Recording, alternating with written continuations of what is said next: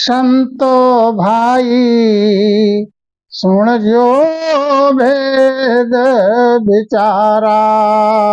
संतो भाई सुन जो भेद विचारा। करूं न्याय सब सारा। संतो भाई सुन जो भेद विचारा। हरस उछाव वेद धुन होई अर्था उचार सुनावे। हरस उछाव वेद धुन होई अर्थ उचार सुनावे।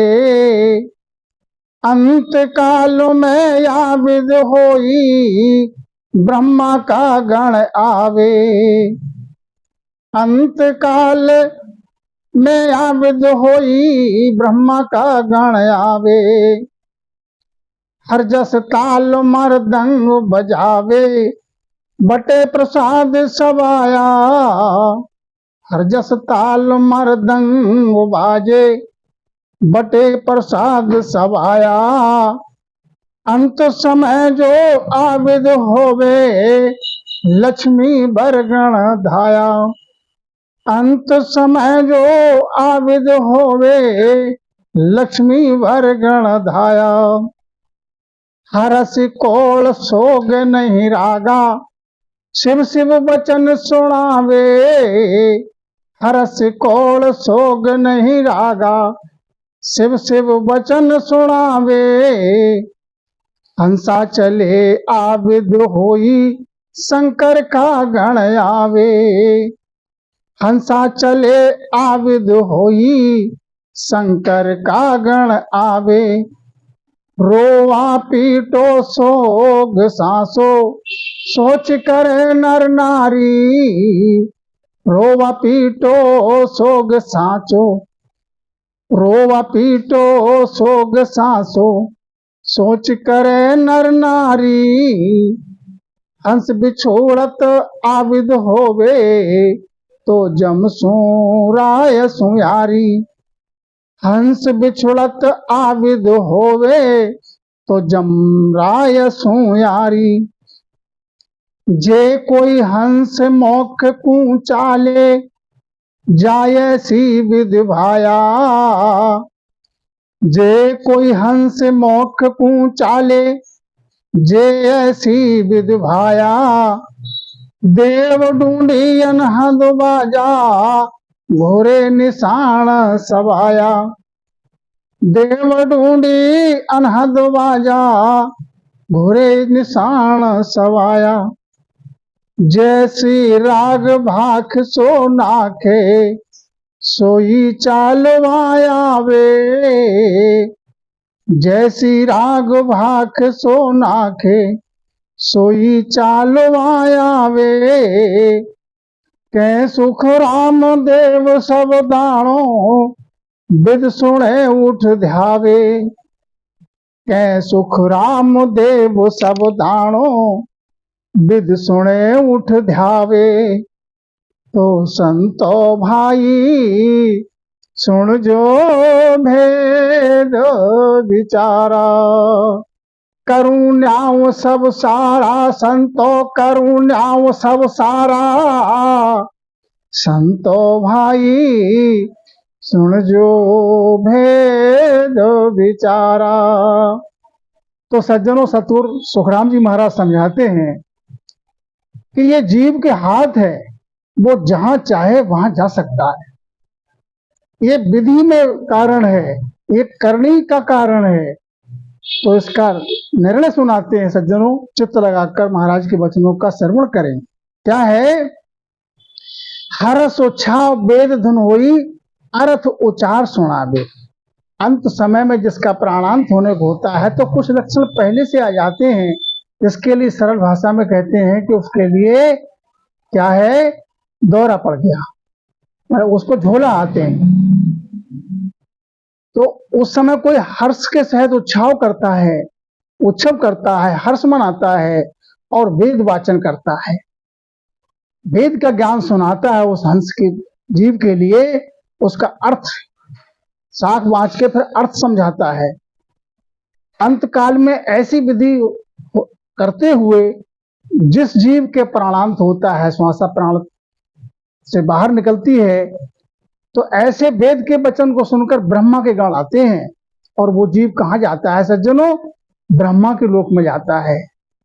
ब्रह्मा के गण आते हैं उसे लेने के लिए।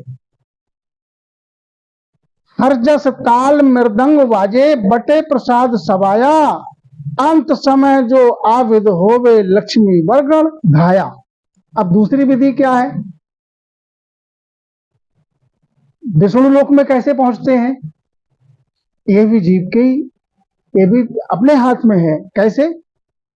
जिसके प्राणांत होने को है तो कुटुंब कबीले जो परिवार के लोग हैं उनको क्या करना चाहिए? हरजस गाना चाहिए, भजन, हरजस भजन का गुणगान करना चाहिए। ताल मृदंग बाजा खूब बजाए और हरजस गाए और प्रसाद बांटे। अंत समय में जो ऐसी विधि करता है जो जीव के सामने कुटुंब परिवार वाले, तो लक्ष्मी वर्ग गण धाया, माने विष्णु भगवान के गण आते हैं। विष्णु भगवान के गण आते हैं, उस जीव के मालिक बन के उनके बैकुंठ में ले जाते हैं, विष्णु के लोक में।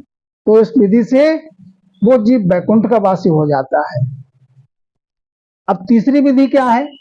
हरस कोण सोग नहीं रागा, शिव शिव वचन सुनावे, हंसा चले आविद होई, शंकर का गण आवे।